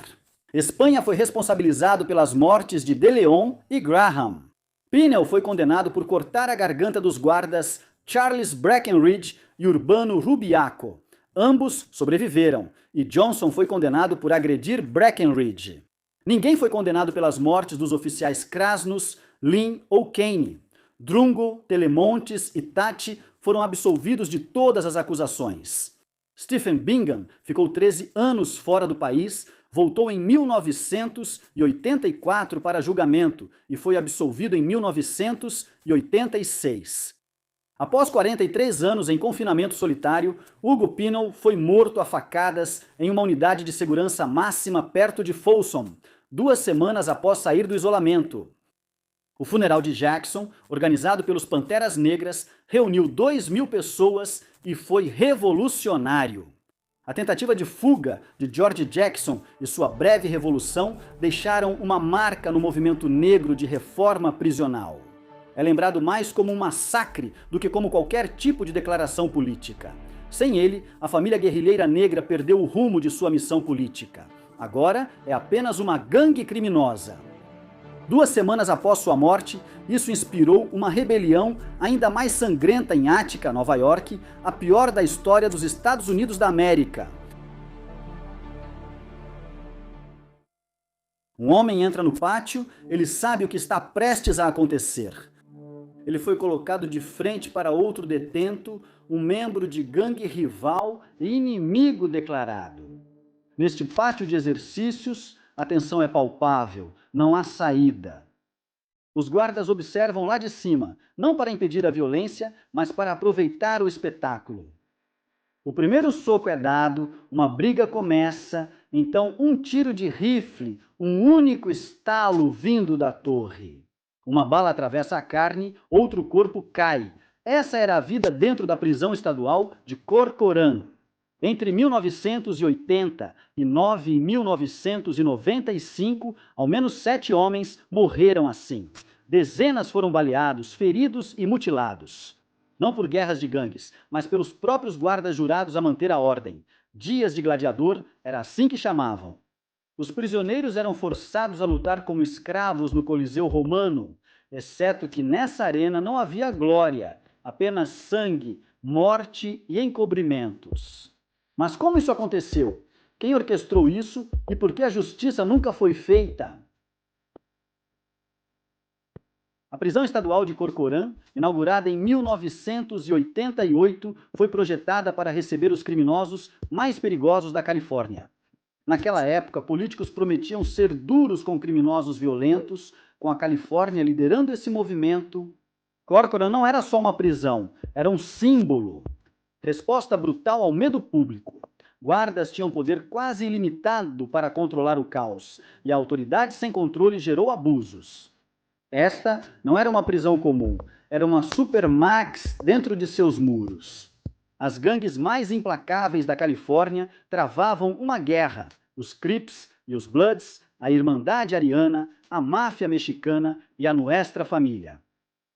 Cada uma lutando por controle, poder, respeito e sobrevivência. As brigas eram inevitáveis. Detê-los, esse deveria ser o trabalho dos guardas. Em vez disso, alguns deles viram uma oportunidade, uma forma de controlar os detentos, se divertir e matar sem consequências. O que começou como separar brigas, rapidamente se transformou em algo sinistro. Os guardas não apenas permitiam as brigas, eles ficavam parados. Eles reuniam membros de gangues rivais e espalhavam boatos falsos para incitar violência. Eles até apostavam em quem venceria, e quando a briga esquentava, era aí que o verdadeiro jogo começava. Os guardas da torre de vigilância tinham um papel letal. Pela lei da Califórnia, os agentes estavam autorizados a usar força letal se uma briga entre detentos se tornasse incontrolável, mas em Corcoran, a lei virou uma licença para matar. Alguns guardas viam isso como um jogo. Antes de um dos tiroteios, um agente foi ouvido rindo e falando. De todas as vidas tiradas no esporte sangrento de Corcoran, uma se destaca. Preston Tate, 23 de fevereiro de 1994. Tate, um detento negro de 28 anos, foi colocado no pátio com um rival conhecido. A briga começou imediatamente e então, exatamente como planejado, a torre abriu fogo. Uma bala atravessou o peito de Tate. Ele caiu morto na hora. Mas aqui está o detalhe. Testemunhas disseram que Tate já estava incapacitado quando atiraram. Mesmo assim, o mataram. Sua morte não foi acidente. foi um jogo. Uma investigação do Federal Bureau of Investigation depois confirmou o que muitos já sabiam. Tate foi assassinado. A maior pergunta é: como isso pôde acontecer por tanto tempo? A resposta: o código do silêncio. Falar não era apenas desencorajado, era perigoso. Guardas que questionavam a brutalidade eram ameaçados, colocados na lista negra, forçados a pedir demissão. Em 1996, 2 delatores enfim se manifestaram. Steve Rigg, ex-tenente, e outros oficiais arriscaram tudo para expor a verdade, levando provas diretamente ao FBI. Relatórios falsificados, encobrimentos, um padrão de assassinatos. O denunciante, Steve Rigg, não perdeu apenas o emprego. Ele perdeu amigos, sua reputação e seu senso de segurança. Os guardas fiéis ao sistema corrupto o consideravam traidor. Depois, Brigg relatou noites sem dormir, paranoia e ameaças à família como preço alto por dizer a verdade. Aqui está o problema. O sistema reagiu. Apesar de uma grande investigação federal, apenas alguns poucos oficiais foram indiciados. Ninguém cumpriu pena, nem mesmo o diretor George Smith, que supervisionou dezenas de tiroteios, saiu impune. O escândalo de Corcoran levou a reformas. A política de integração, que forçava membros de gangues rivais a conviverem juntos na esperança de aproximá-los, foi descartada. As políticas de uso de armas de fogo foram endurecidas. Talvez o mais perturbador dos dias de Gladiador de Corcoran seja a reação da sociedade. Para muitos, esses prisioneiros, criminosos violentos, membros de gangues, assassinos, eram considerados irrecuperáveis. A sociedade tolerou os abusos por vê-los como uma forma de justiça bruta. Mas essa cegueira seletiva levantou uma questão preocupante. A crueldade se torna aceitável quando é direcionada àqueles que tememos ou desprezamos? Em 2 de fevereiro de 1980, uma contagem rotineira de presos tornou-se uma das rebeliões prisionais mais violentas e destrutivas da história americana. Tempestade de 36 horas que expôs as falhas do sistema prisional do país. Construída em 1956, a penitenciária estadual do Novo México, chamada Old Main, era vista como símbolo de progresso. O alojamento estilo dormitório era eficiente e econômico, mas críticos diziam que priorizava a economia à segurança. Eles tinham razão. Nos anos 1960, a prisão era estável, mas nos anos 1970, os Estados Unidos da América já viviam a era da tolerância zero ao crime. Leis com sentenças rígidas se espalharam pelo país devido à pressão política por uma postura firme sobre lei e ordem. As penas mínimas obrigatórias e políticas de liberdade condicional mais rígidas significavam que mais homens estavam sendo enviados para a prisão e por períodos mais longos. Para lugares como a antiga principal, isso resultou em superlotação, falta de pessoal e infraestrutura sobrecarregada até o limite. Projetada para 800 detentos, a prisão logo abrigava mais de 1.200 homens amontoados em dormitórios, sem privacidade, dignidade ou esperança. Nessas condições, pequenas ofensas ou dívidas não pagas podiam virar violência, e o sistema que deveria reabilitar virou uma escola de gladiadores. Ao longo dos anos, isso criou prisioneiros endurecidos, sem nada a perder e ressentidos. O Bloco 4, chamado Unidade do X9, reunia informantes, estupradores e pedófilos, os grupos mais desprezados da hierarquia prisional. Essa designação costumava ser uma sentença de morte. Usar o rótulo X9 era viver sempre com medo de ataque. Os guardas exploravam esse medo, ameaçando reclassificar detentos para obter informações ou cooperação dos presos do Bloco 4. O restante da prisão passou a odiá-los ainda mais. Na noite de 1º de fevereiro de 1980, a tensão na penitenciária era palpável. Os presos do dormitório E2, uma das áreas mais lotadas e perigosas, iniciaram seus rituais noturnos, fazendo bebida caseira, discutindo e apostando. Algo estava diferente naquela noite. Um burburinho silencioso tomava conta, com prisioneiros sussurrando e trocando olhares entre si e os guardas. Entre os detentos do E2 estava Gary Nelson, recém-chegado. Ele lembrou depois. Percebendo a mudança quase imediatamente, o caos habitual do dormitório parecia controlado e deliberado. os homens se moviam com propósito, suas ações cuidadosamente calculadas. Os guardas, talvez cansados do turno ou acomodados pela rotina, foram embora. A porta do dormitório ficou destrancada, um erro catastrófico. A 1h09, 2 guardas entraram no dormitório E2 para a última contagem do turno, mas não conseguiram reagir. Detentos surgiram da escuridão e os derrubaram. Os guardas foram então despojados de suas chaves, rádios e uniformes. Em poucos instantes, com as chaves em mãos, os amotinados não perderam tempo. Detentos do dormitório E2 invadiram os corredores. O primeiro alvo foi o centro de controle, reforçado com vidro à prova de balas. O centro de controle foi feito para resistir a ataques, mas eles quebraram o vidro com um extintor de incêndio após várias tentativas. As chaves de todos os blocos de celas e de todos os portões agora estavam com eles. O motim se tornou uma tomada de controle em grande escala. Alguns presos buscaram vinganças violentas e outros se juntaram à violência apenas por medo. Ao menos 12 guardas foram feitos reféns, despidos, espancados e arrastados pela prisão. Depois, os detentos foram até a farmácia. Eles saquearam em frenesi, consumindo tudo o que podiam engolir ou injetar. Valium líquido, Demerol e outros sedativos potentes desapareceram em minutos. Alguns presos estavam tão drogados que mal ficavam em pé, enquanto outros usaram drogas para se anestesiar antes da violência que iam cometer. No bloco 4 ala dos X9, os detentos já sabiam o que os aguardava. Os nomes estavam marcados para morrer. Usando maçaricos de acetileno esquecidos por empreiteiros, os amotinados queimaram as barras de aço das celas. Um detento teve a cabeça esmagada por vergalhão no crânio. Outro foi decapitado com uma pá. Os maçaricos de acetileno também foram usados para queimar homens vivos, reduzindo a carne a restos carbonizados e irreconhecíveis. A violência sexual foi intensa enquanto os amotinados extravasavam anos de raiva e fantasias. Ao mesmo tempo, os guardas reféns viviam seu próprio pesadelo. Incêndios irromperam por toda a instalação.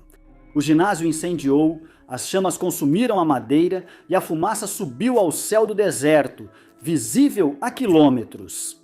Os detentos, ainda completamente chapados, pareciam imunes à névoa sufocante. Às 4 da manhã, em 2 de fevereiro de 1980, Old Main estava em chamas, completamente sob controle dos detentos. Para tentar restaurar a ordem, um pequeno grupo de líderes saiu da prisão dizendo representar os amotinados. Esses chamados líderes se apresentaram para entregar uma lista de exigências às autoridades reunidas do lado de fora do perímetro da prisão. Eles pediram coisas como mesas de bilhar, comida melhor e até jantares com bife, exigências tão absurdas que parecem quase risíveis se a situação não fosse tão séria. Essas exigências bizarras revelaram o quão fragmentada e caótica a liderança interna da prisão havia se tornado. Não havia uma única voz de autoridade, apenas um grupo de criminosos movidos pelo desespero, ganância e vingança. Fora da instalação, Polícia Estadual e Guarda Nacional formaram um perímetro armado. Após contato com o FBI, decidiram adiar a ação. O governador Bruce King hesitou em autorizar uma grande intervenção militar, temendo aumentar a perda de vidas. Os guardas eram reféns, e os oficiais sabiam que qualquer erro podia causar um massacre. As negociações começaram logo. Os pedidos dos detentos iam do ridículo ao impossível. Sem intenção de libertar reféns, os guardas eram mostrados nas janelas, ensanguentados e feridos. A mensagem era clara: se alguém ousasse entrar, ninguém sairia vivo. Em 3 de fevereiro de 1980, após 36 horas, a penitenciária estadual do Novo México quase foi destruída enquanto o incêndio se espalhava. Negociações fracassando, as autoridades decidiram exatamente às 13h30. Uma equipe da Special Weapons and Tactics, fortemente armada, atacou a prisão em grande escala. A missão? Neutralizar detentos, resgatar reféns e retomar o controle a qualquer custo. Granadas de gás lacrimogênio foram lançadas, espalhando densas nuvens de fumaça nauseante. Os vapores desorientaram os prisioneiros, muitos ainda sob efeito de drogas ou exaustos após 2 noites sem dormir, enquanto a Special Weapons and Tactics invadia a entrada destruída. Unidades táticas avançaram pelos corredores em chamas. Eles cruzaram paredes ensanguentadas, corpos empilhados e crânios esmagados, além de armas improvisadas e restos carbonizados. Os reféns foram encontrados vivos, porém profundamente traumatizados. Muitos sofreram agressões graves e perderam a dignidade de formas indescritíveis. Alguns choraram ao serem escoltados, sem conseguir processar a súbita transição da morte certa para uma salvação. No total, 34 morreram e mais de 200 ficaram gravemente feridos. Repórteres e investigadores vasculharam os destroços por semanas, registrando cada atrocidade do antigo presídio. O escritório do procurador-geral assumiu a liderança, compilando um relatório de 200 páginas que expôs a podridão no núcleo da administração da prisão. Não foi só o que ocorreu em 36 horas, mas o ambiente tóxico que tornou o colapso inevitável. O relatório foi crítico. Ele traçou um retrato condenatório de abusos, sem controle, falta crônica de pessoal e desumanização. Os depoimentos coletados durante a investigação eram assustadores. Sobreviventes, incluindo detentos e guardas, relataram o motim com detalhes perturbadores. A ex-prisioneira Luísa admitiu participar do massacre no bloco de celas 4. Ele relatou como usou um maçarico de acetileno para queimar as grades da cela e se vingar de quem testemunhou contra ele. Levou minutos, mas pareceu horas, disse Luísa. A cada segundo eu podia ouvi-lo gritando do outro lado, implorando para que não fôssemos atrás dele. Outro detento, apelidado de Aranha, falou com uma calma assustadora ao descrever os acontecimentos. Eles mereceram, disse ele sobre os homens do bloco 4. Aranha mirou em um colega acusado de predar crianças. Usamos um maçarico para queimá-lo, disse Aranha. De forma direta, não tudo de uma vez, só o suficiente para ele sentir. Primeiro as pernas, depois as mãos. No final, ele já não gritava mais, só fazia uns barulhos como um animal. Um guarda, feito refém, mas depois libertado, descreveu o que viu no bloco 4 como um matadouro. Vi corpos empilhados como lixo, testemunhou o guarda. Cabeças esmagadas. Alguns nem pareciam mais gente. O rosto de um cara estava arrancado, era só músculo e osso. De acordo com outro guarda, um detento arrastou uma cabeça decepada na frente dele e disse: "Isso vai ser você até de manhã." Após o motim, 18 detentos foram julgados por seu envolvimento na violência. Alguns, como Carlos Charlie Garcia, Joe Tony Tolfrey e David L. Garcia, foram condenados à morte, outros à prisão perpétua. O motim levou a reformas legais significativas no sistema prisional do Novo México, e os níveis de morbidade durante aquelas 36 horas continuam sem paralelo em qualquer prisão americana. Antes ou depois, isso não foi apenas um motim, foi um acerto de contas. Nas vastas áreas do Novo México, perto de Santa Fé, a penitenciária do Novo México, chamada Old Main, surgiu do deserto, como um monólito de miséria e tensão. Projetada para os criminosos mais perigosos do estado, essa prisão era famosa não só pelos altos muros e arame farpado, mas pelo caos interno, superlotação, falta de recursos e poucos funcionários. O desespero era constante. Em 1980, a prisão atingiu seu limite com um dos motins mais mortais dos Estados Unidos da América. Em 2 dias, ocorreram níveis de violência semelhantes aos cartéis do México, com 33 mortos. O motim revelou as falhas do sistema, mostrando a penitenciária como um local que não reabilitava, apenas endurecia os homens. Nesse ambiente volátil, os sonhos de fuga nunca estavam longe da mente dos que estavam presos. Nesse caldeirão fervente chegou Daniel Mahoney, um homem cujo passado era tão violento quanto a história da prisão, um estuprador em série e ladrão. Ele foi condenado pelo brutal ataque e assassinato de uma professora na Flórida. Mahoney não era estranho à vida na prisão. Seu histórico tinha 2 fugas, uma de uma instituição em Maryland em 1980 e outra de uma cadeia na Flórida na véspera de Natal de 1983. Para Mahoney, cada prisão era só um obstáculo, e enquanto se adaptava à penitenciária do Novo México, já criava um novo plano. Sua 5ª tentativa de fuga, mais ousada que as anteriores, teve a ajuda de um aliado leal. Esse aliado veio na forma de Beverly Shoemaker, uma mulher que havia se apaixonado profundamente e perigosamente por Mahoney. O relacionamento deles começou na Flórida e continuou quando Mahoney foi transferido para a penitenciária do Novo México. A paixão de Shoemaker virou uma força avassaladora, confundindo o senso dela de certo e errado. Ela não apenas amava Mahoney, ela estava disposta a fazer qualquer coisa para ficar com ele, incluindo sequestrar um helicóptero e pousá-lo no pátio de uma prisão de nível 5.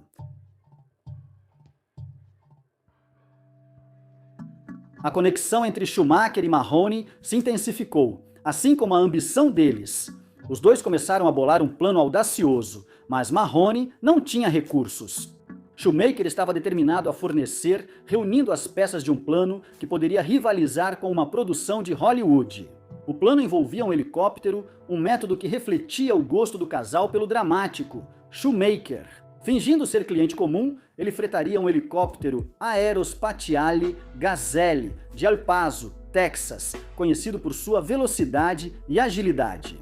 Ela contratou um piloto, Charles Chita Bella, sob o pretexto de um passeio imobiliário em Santa Fé.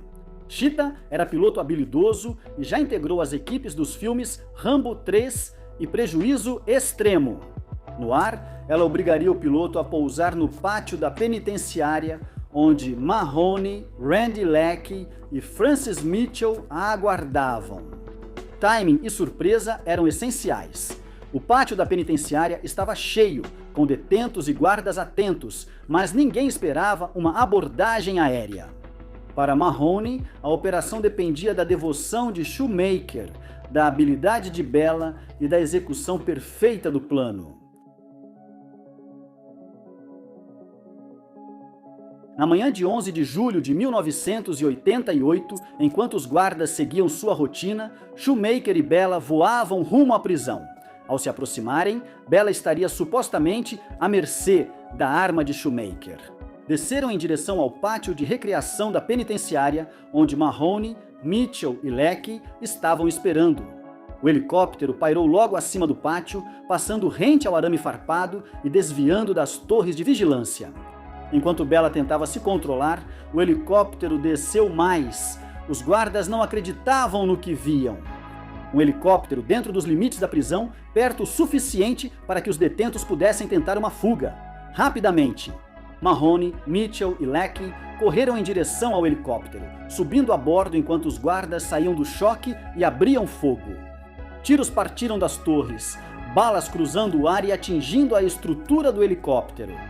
Bella, agarrando os controles, desviava e manobrava para evitar um tiro fatal. O helicóptero, cheio de balas, sobrevoou os muros da prisão, levando os 3 condenados e Shoemaker para a liberdade. Os guardas alertaram as autoridades locais, iniciando uma das maiores caçadas humanas do Novo México. Bella direcionou o helicóptero ao sul, voando baixo para evitar radar e chegar à primeira parada do grupo, uma pista de pouso remota. Perto de Los Lunas, a cerca de 130 quilômetros da prisão, o helicóptero pousou em um campo de terra onde os condenados desembarcaram às pressas, mas a liberdade deles já estava escapando. Os policiais anteciparam a rota de fuga e equipes estaduais e federais foram a Los Lunas para interceptar. Leckey tentou roubar um caminhão para continuar a fuga, mas foi imediatamente avistado. Houve uma troca de tiros, que terminou com Leckey ferido e preso. Shoemaker foi achada escondida em um hangar próximo, ainda com a arma usada no sequestro. O helicóptero, com 2 Mahoney capturados, fugiu a pé em direção ao Rio Grande. Para Mahoney, a fuga ainda não tinha acabado. Ele correu pelo mato decidido a continuar livre. Bella e Mitchell voaram para outro aeródromo, mas logo foram encurralados e presos sem resistência. Quando o sol nasceu em 12 de julho de 1988, a fuga cheia de adrenalina chegava ao fim. Mahoney, o último fugitivo à solta, corria desesperado pelo terreno difícil ao longo do Rio Grande. Mas a Polícia Estadual, agentes federais e unidades K9 rastreavam cada passo dele, se aproximando com precisão. Após horas de perseguição, a trilha os levou a um matagal denso sob a ponte perto de Albuquerque. Exausto após fugir a noite inteira, Mahoney foi achado escondido na vegetação, sem forças ou opções. Mahoney fez uma última tentativa de fugir, mas os policiais o prenderam rapidamente, finalizando a captura. A fuga dramática chegou ao fim, mas as consequências estavam apenas começando. A ousada fuga de helicóptero chocou o Estado e o país, revelando fragilidades que exigiriam uma ação rápida.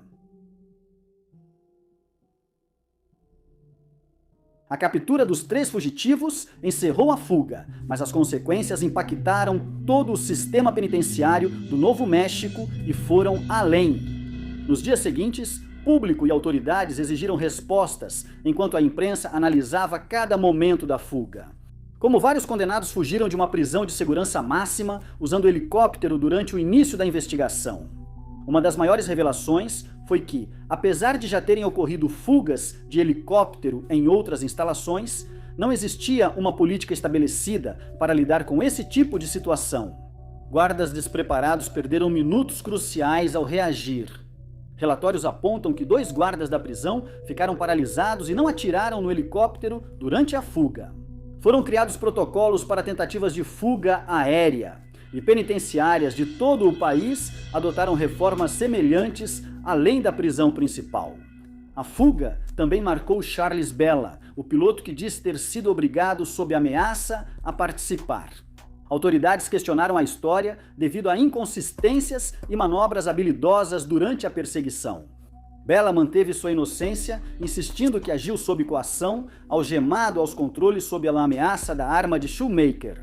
Enquanto isso, Shoemaker reafirmou seu amor por Mahoney, dizendo que agiu por amor e repetiria tudo se pudesse. Ela atraiu o público e gerou uma grande repercussão na mídia. Para Shoemaker, a fuga não era apenas um crime, era um presente de aniversário para Mahoney.